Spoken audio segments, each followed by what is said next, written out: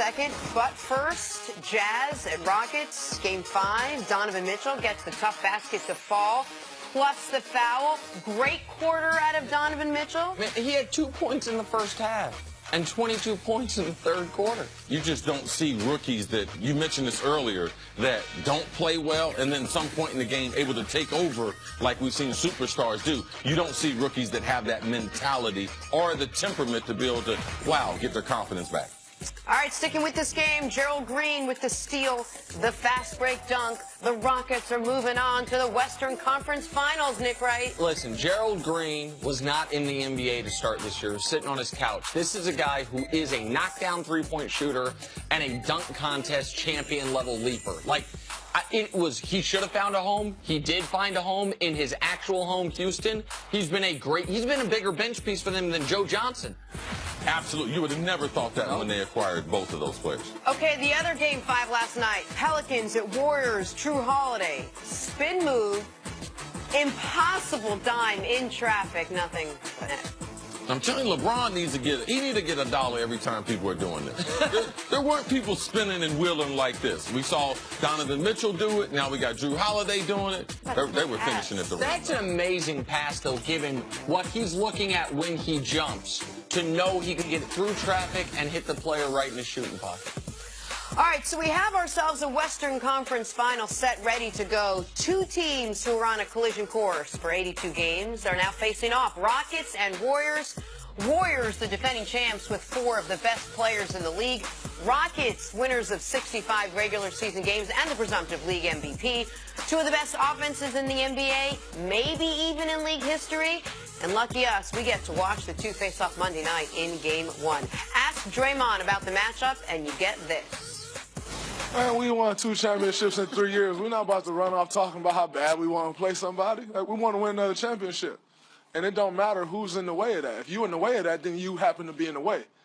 But, you know, we're not about to run around like, yeah, we want to play them in the conference finals. For what? Like, it don't matter to us who we play. However, we got them. All right, now let's get it. We get to it now. But it makes no sense for us to run around, we want them as bad as they want us. For what? Like, that honestly don't make much sense to me. Like, we got the goal. And whoever's in the way of that goal, you know, then we got to see you. You got to see us. All right, now they're in the way. Perfect.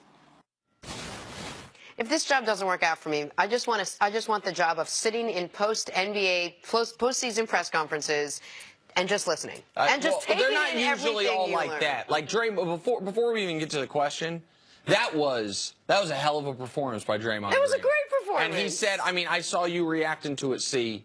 I mean, he said exactly what he's supposed to say there. Yes, I mean, they have the playoff experience. He's been through enough of these that he shouldn't try to add more fuel to it. And let's not forget what's been said from Houston. They said they were obsessed with Golden State. Now, it doesn't make sense for Golden State to say they're obsessed with someone because of the potential of a letdown. What if Houston gets upset? Then if they beat them in the conference final, what happens when you go to the final? So you can't have LeBron to have some type of fuel if they didn't mention LeBron, or you just don't want to give the other team. Draymond's going about it the right way. The truth is, this is what we all sort of wanted when the season started. This is what we wanted halfway through the season, and this is certainly what we wanted when the playoffs started. But have we overhyped this too much? Have the expectations been set too high for this series, Nick? I sure as hell hope not. Because if Golden State, this is my concern. I think the Rockets can beat them. I think home court will matter. I think Harden and CP3 are playing at such a level that the Rockets should be the slight favorites. But if this isn't an epic series, if Golden State rolls through Houston, then I think that is awful for this league I love so much. Oh, why? Because Golden State didn't care about this regular season. And if they have to pay no penalty for that, if there is no bill due at the end of the night for sleepwalking for 82 games, for giving away the 1 seed, for not focusing even in your matchups against Houston, then what the hell can we talk about next year? Then what the hell, what does any of this matter? Well, it's hard for you to argue that point where you have the guy who you cheer for the most in LeBron James. They've done that for the last couple years. and it's been okay for the sport for them to do it. In the East, they gave up the 1 seed last year. It wouldn't be okay. Right? They were the 4 seed this year. CC, it wouldn't be okay if the Cavs have had to pay for that. The Cavs haven't been good enough. The Cavs haven't won titles. Like, there have been reasons why they've made the finals. It wouldn't be good if LeBron every year gives up the 1 seed and then hoists the trophy at the end of it. Right. Whoever loses in the series, it's going to be like that for the NBA. Like, if Houston, what if they lose? That's what I'm talking about. If Houston, they have 65 wins. Golden State. What if they lose? Like, I just think the collective talent of people playing good basketball, it's better for the league. If they do win this, because they did go after the 1 seed. We're talking about Golden State. Okay. They went after the 1 seed. They weren't good enough. There was a monumental game late in the season where Houston was able to win that game. After that, Golden State decided, and with injuries that came after that. So they just didn't give up the number 1 seed when they started the season. 3/4 of the way through the season, they realized that team in Houston, we're not going to be able to catch them. But do you not? This is why people think I don't like that. I hate Golden State, right? Because last year I was, and I know as a broadcaster you would say I shouldn't have been doing this, but it is what it is. Last year I was almost openly rooting against them. It had nothing to do with them. It actually didn't have anything to do with LeBron. It had to do with the league. And when a super team comes together, if they instantly win, it changes the math on how you can look at them. The reason the LeBron Miami 4 years was so epic was because they lost the first year. So there was real question in year 2. They're down 3-2 against Boston in year 2. In year 3, they're a Ray Allen shot away from losing to the Spurs. The Warriors, if in year 1 they go 16-1, an NBA record in the playoffs, which they do. If in year 2 they easily beat a 65-win team with league MVP, then the hell are we talking about for year 3? I'm not saying Houston has to win, but if this isn't an epic series, if they don't get tested, if this Rockets team can't test them, who can test them? That's my concern. Yeah, I love the NBA, but it's not my damn responsibility for them to put product out there. All right? It's up to Cleveland. It's up to Philadelphia. It's up to Boston. It's up to Houston. And I'm going to cover the league the way I'm supposed to cover the league. The best teams should win. Del Morey, with his analytics, this is the best you got?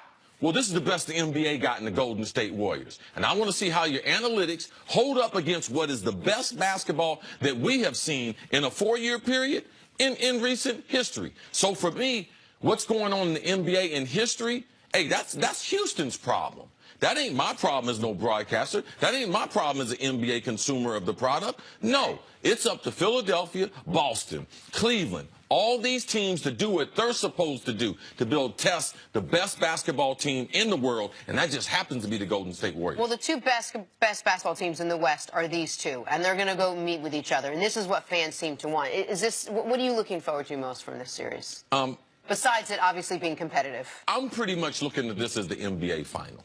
All right? These are the 2 best teams in the NBA. They're the 2 most talented teams in the NBA. So I'm looking for an epic series. The only thing that I'm concerned about is, does the shooting match up to the type of shooting they're capable?